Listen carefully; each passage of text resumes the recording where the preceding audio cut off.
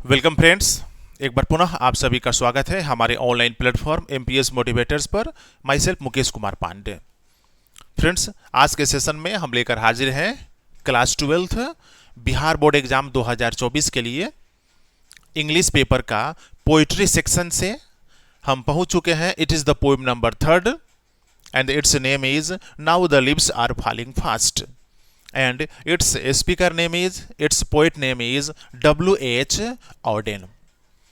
तो फ्रेंड्स, आज के सेशन में जिस सेशन का नाम है समरी सेशन, अर्थात समरी सेशन में हम कविता का सारांश पर चर्चा करेंगे। सारांश हिंदी में, सारांश अंग्रेजी में, एकदम सटीक भाषा में, एकदम सरल भाषा में, 1 by 1। तो वैसे सभी स्टूडेंट्स जो क्लास 12th में हैं, बिहार बोर्ड से जुड़े हुए हैं, आगामी 2024 में होने वाली बिहार बोर्ड परीक्षा और परीक्षा के लिए जी जान से लगे हुए हैं, जुटे हुए हैं। तो जुड़िए हमारे साथ, हमारे एमपीएस मोटिवेटर्स के साथ। घर बैठे अपने परीक्षा के सभी विषयों की तैयारी एकदम इजी वे में करें, एकदम आसानी से करें। 100% परीक्षा की तैयारी और सफलता के लिए हमसे जुड़िए, एमपीएस मोटिवेटर्स के साथ जुड़िए। चलिए फ्रेंड्स, आगे बढ़ते हैं और समरी सेशन में, जैसा कि मैंने हेडिंग भी दिया हुआ है, हम पहुंच चुके हैं पोएम नंबर 3rd पर, जिस कविता का नाम है now the leaves are falling fast, और जिसको लिखने वाले W.H. ऑडेन एक महान कवि थे, इंग्लैंड के रहने वाले थे। और जैसा कि मैंने अपने प्रीवियस सेशन, इंट्रोडक्शन सेशन में बताया है, W.H. ऑडेन के बारे में 1907 में इनका जन्म हुआ था इंग्लैंड में। He was a modern poet of English literature of England. England के एक आधुनिक कवि थे अंग्रेजी साहित्य के। 20वीं शताब्दी के ये कवि थे, निश्चित रूप से एक आधुनिक, एक मॉडर्न पोएट थे। 1907 में इंग्लैंड में जन्म हुआ और एक महान और एक फेमस कवि बने। 1939 में इंग्लैंड को हमेशा के लिए छोड़ दिए और संयुक्त राज्य अमेरिका में आकर के बस गए। तो 1939 तक इन्होंने कई कविताओं को लिख डाला था। जब अमेरिका में आकर के बस गए 1939 में, उसके बाद भी इन्होंने कई कविताओं को लिखा।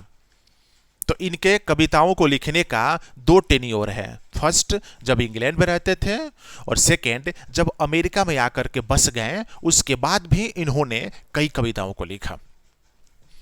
उसमें से एक कविता है now the leaves are falling fast, अब पत्ते लगातार गिर रहे हैं। जैसा कि हेडिंग दिया हुआ है, टाइटल दिया हुआ है, अब पत्ते लगातार गिर रहे हैं। कभी ये जो सेंटेंस लिखा है now the leaves are falling fast, अब पत्ते लगातार गिर रहे हैं, अगर इसको अप्रत्यक्ष रूप से इसका मीनिंग लगाया जाए तो यही कहा जाएगा कि अब लोग लगातार मर रहे हैं। इसलिए कि W.H. ऑडेन अपने इस टाइटल के माध्यम से, अपने इस कविता के माध्यम से अपने मन की फ्रस्ट्रेशन को बताया है, अवसाद को एक्सप्रेस किया है। जीवन में जीने का ढंग नहीं है, कवि को जीना नहीं चाहता है। जीवन में वह चिंताओं से भर गया है, गम और अवसाद उसको भर गए हैं, उसके मन में, उसके मस्तिष्क में, उसके जीवन में। अब वह जीना नहीं चाहता है, इसलिए वह निगेटिव टेंडेंसी, मन की नकारात्मक सोच का उजागर कर रहा है। अपने मन की नकारात्मक सोच को उजागर कर रहा है और वो टाइटल दे दिया है कि अब लोग लगातार मर रहे हैं। अर्थात कुछ ऐसा इस धरती पर आने वाले समय में हो जाएगा, भूकंप आ जाएगा, तूफान आ जाएगा, जलजला आ जाएगा, बाढ़ आ जाएगा, यानी कुछ ऐसा इस धरती पर हो जाए कि लोग पूरे के पूरे खत्म हो जाए धरती पर का। वही निगेटिव टेंडेंसी W.H. ऑडेन अपनी इस कविता के माध्यम से बता रहा है। पेड़ से पत्ते लगातार गिर रहे हैं, मतलब लोग लगातार मर रहे हैं। तो इसमें, अपनी इस कविता में उन्होंने स्नो फॉलिंग का जिक्र किया है, बर्फबारी का। और वो सोच रहे हैं कि कुछ ऐसी दशा बन जाए, कुछ ऐसी सराउंडिंग्स हो जाए कि केवल बर्फबारी हो, लगातार बर्फबारी हो, और उसमें कोई जीवित नहीं बचे, सबके सब मर जाएं। और यही बात W.H. ऑडेन अपनी कविता में बता रहे हैं।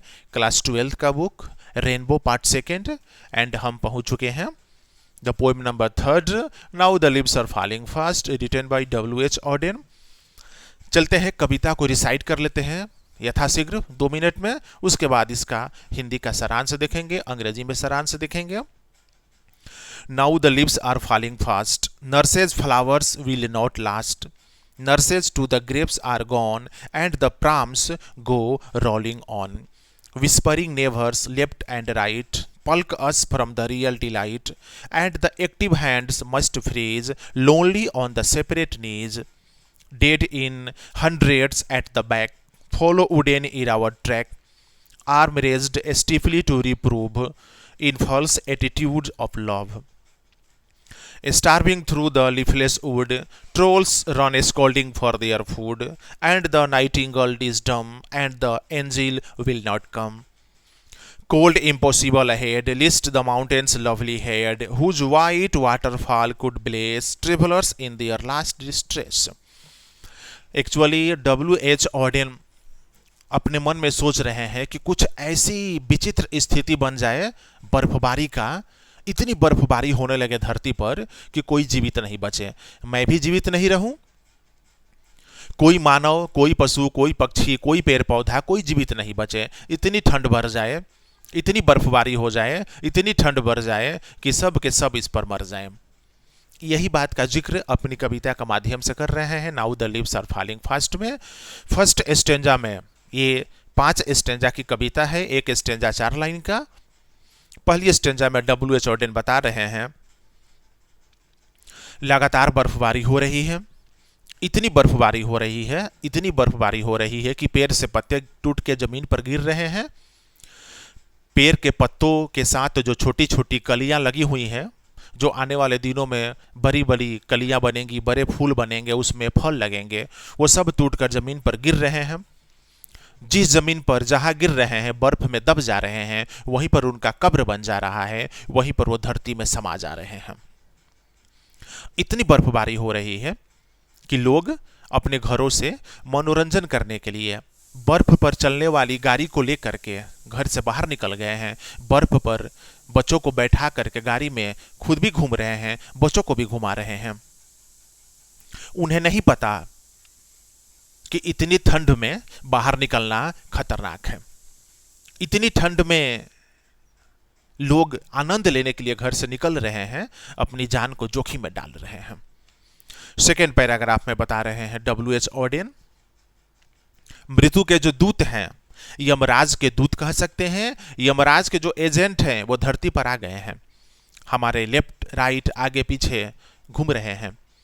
मौका मिलते ही हमारे प्राण पखेरु लेकर के उड़ चलेंगे। जैसे हम लोग किसी फूल को जाकर तोड़ लेते हैं और फूल को तोड़ने के वक्त न किसी प्रकार की मोह, न किसी प्रकार की माया हमारे मन में आती है, उसी तरह से एजेंट जो घूम रहे हैं हमारे चारों तरफ, यमराज के एजेंट, वो हमें उसी प्रकार से हमारे प्राण पखेरु लेकर उड़ जाएंगे।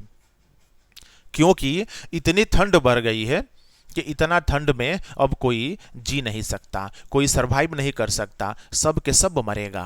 ये W.H. ऑडेन बता रहे हैं। थर्ड पैराग्राफ में कह रहे हैं कि लोग लगातार मर रहे हैं, सैकड़ों के तादाद में लोग मर रहे हैं। ताबूत में भर करके उनके डेड बॉडी को क्रीमेटोरियम में लेकर के जाया जा रहा है। इतने संख्या में लोग मर रहे हैं कि डेड बॉडी उठाने वाले लोग गांव में नहीं बचे हैं।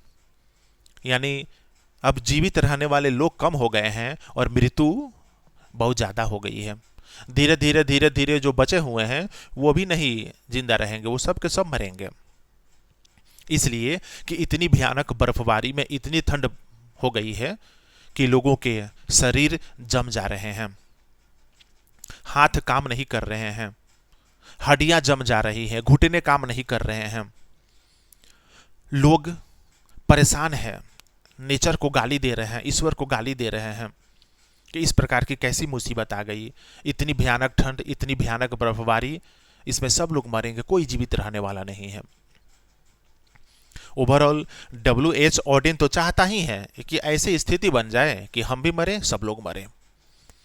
फोर्थ पैराग्राफ में जो 4 लाइन का है, पूरा का पूरा जंगल में सिर्फ बर्फ ही बर्फ नजर आ रहा है, पेड़ पर कोई पत्ता नजर नहीं आ रहा है, पूरा जंगल वीरान पड़ा हुआ है।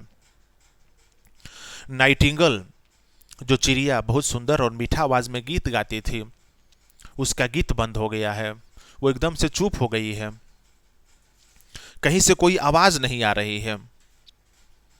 ईश्वर इस धरती को छोड़ चुके हैं, धरती को छोड़ करके अपने अपने स्वर्गलोक में चले गए हैं, क्योंकि ईश्वर को भी यह ज्ञात हो गया है कि धरती पर अब कोई बचने वाला नहीं है, किसी का प्राण बचने वाला नहीं है, कोई जीवित रहने वाला नहीं है। लास्ट पैराग्राफ में, अंतिम स्टेंजा में W.H. ऑडेन बता रहे हैं, इतनी भयंकर ठंड है कि अब जीना मुश्किल है, अब जीवन आगे नहीं बढ़ पाएगा। पहाड़ों से जो झरना गिर रहा है वो जम गया है, थोड़ी सी उसकी पानी जो अभी गिर रही है बची हुई है, वह आवाज लगा रहा है झरना, राहगीरों को वार्निंग दे रहा है कि ये राहगीरों, अब जीवन संभव नहीं है इस धरती पर, इतनी मुसीबत स्थिति में अब कोई बचेगा नहीं, तुम में से कोई नहीं बचेगा, तुम के सब मारे जाओगे। तो फाइनली W.H. ऑडेन की लिखित जो कविता है now the leaves are falling fast, अब पत्ते लगातार गिर रहे हैं, इस कविता में W.H. ऑडेन ऐसी सोच रखे हुए हैं, वो अनुमान लगा रहे हैं कि ऐसी विपदा आ जाए, ऐसी परेशानी आ जाए कि मैं खुद भी जिंदा नहीं रहूं और कोई भी जिंदा नहीं रहे। इसलिए वो कल्पना कर रहे हैं कि इस प्रकार का स्थिति हो जाए, एक ऐसी बर्फबारी का स्थिति हो जाए, इतनी ठंड इस धरती पर आ जाए और इतना बर्फ गिरे कि कोई इसमें बचे नहीं। तो अब इस समरी को अगर एक लाइन में, एक सेंटेंस में अगर देखा जाए तो ये इस प्रकार से होगा, W.H. ऑडेन के द्वारा लिखित कविता now the leaves are falling fast, जिसमें W.H. ऑडेन बता रहे हैं बर्फबारी लगातार हो रही है, बहुत ज्यादा बर्फबारी हो रही है, पेड़ से पत्ते टूटकर जमीन पर गिर रहे हैं, पेड़ से कलियां जमीन पर टूट के गिर रही हैं, वहीं पर उनका कब्र बन जा रहा है। इस बर्फबारी में आनंद लेने के लिए लोग अपने अपने घरों से बर्फ पर चलने वाली गाड़ियों में बैठ करके घूम रहे हैं, जबकि उनको मालूम नहीं है कि इतनी भयानक ठंड में कोई नहीं बचेगा, सब के सब मारे जाएंगे। यमराज के दूत धरती पर आ गए हैं, सभी लोगों को मार रहे हैं, क्योंकि इतनी खतरनाक स्थिति बन गई है कि सब लोग को मरना है। गांव में, शहर में लोग लगातार मर रहे हैं, डेड बॉडी लेकर के जाने वाला कोई नहीं है। जो लोग बचे हुए हैं उनके मन में आक्रोश है, परेशानी है, मुसीबत है नेचर के प्रति, ईश्वर के प्रति, कि यह कैसी स्थिति आ गई, कैसी दुर्दशा हो गई। नेचर को गाली दे रहे हैं लोग। पूरा का पूरा जंगल वीरान पड़ा हुआ है, न कोई चिड़िया गीत गा रही है, न कोई बोल रही है, न कहीं से कोई चहचहा रही है। ईश्वर जो धरती पर निवास करते थे, धरती को छोड़ करके चले गए हैं अपने अपने स्वर्गलोक में। अब यह धरती एक तरह से सजीव विहीन हो जाएगी, कोई सजीव इस पर नहीं रहेगा, कोई जीव जंतु नहीं रहेगा। पहाड़ों से गिरने वाला झरना आवाज लगा रहा है, लोगों को बता रहा है कि ए राहगीरों, अब कोई बचने वाला नहीं है, सब के सब मारे जाओगे। सो वेल फ्रेंड्स, यह एक सटीक सारांश हिंदी में कविता नंबर 3 के लिए, जिसको W.H. ऑडेन ने लिखा है। चलते हैं अंग्रेजी पर। So W.H. ऑडेन है composed the poem number 3, Now the Leaves Are Falling Fast. He was born in England in the year of 1907. He became a great and a famous poet of English literature of England. In the present title, Now the Leaves Are Falling Fast, he has described about the disaster of snow falling. He has written that the huge snow falling is going on around the village, in the forest too. There is nothing, only snows there, and in such condition the life will not be survive. The critical condition is going to happen on the earth. The miserable condition due to heavy snow falling, the temperature is going to down and the people are not relaxed mood. There is only snow and snow all around. Leaves of the trees Flowers of the trees are going in the grave due to heavy snow falling. In such conditions, some people are coming from their houses with a perambulator and they are enjoying on the snow. But they don't know such condition is not suitable for the life. Death is certain here for everyone, for every living thing. The agent of the God has reached on the earth and they are in searching to killing everyone. Just we pluck the flowers from the garden, they will kill our lives. The cold is increasing, hands and feet have been freezed. People are unable to move here to there due to heavy cold, due to heavy snow falling. Deaths are going on, trolls are going on. People are in great distress. They are abusing the nature. Why has you given such miserable condition before the living creatures? Any type of living creatures will not survive in such heavy snow falling and heavy snow. Woods have become leafless due to heavy snow. There is only snow all around in the forest. Twittering of birds was stopped due to heavy snow. Nightingale is not singing a sweetly song and beautiful song. Angels have left this world due to coming disaster just like heavy snow. The waterfall which is coming down from the mountain, it says to the travelers that it is the last age of the life on the earth. Life will no more on the earth. After some days, after some moment, all of you will be killed by the nature due to heavy snow. So friends, आज का poem number 3 class 12th English paper के poetry section से रहा। उम्मीद करते हैं आज का सारांश हिंदी अंग्रेजी में एकदम सटीक आप सभी क्लास 12th के स्टूडेंट्स के लिए जो आगामी 2024 में होने वाली बिहार बोर्ड परीक्षा की तैयारी कर रहे हैं। जो हमसे नहीं जुड़े हैं, जुड़िए हमसे और अपनी परीक्षा को और बेहतर कीजिए। समय निकालिए 10 मिनट से 15 मिनट के लिए। देखिए हमारा आज का सेशन, समरी सेशन, आज का वीडियो देखें, निश्चित रूप से फ्रूटफुल होगा आप 12th के स्टूडेंट्स के लिए। वीडियोस लाइक करें, शेयर करें, पॉजिटिव कमेंट करें, जुड़े हमारे चैनल के साथ, सब्सक्राइब करें हमारे चैनल को। मिलते हैं नेक्स्ट चैप्टर में for the next poem summary and introduction के साथ। देखते रहिए MPS motivator. Thank you very much.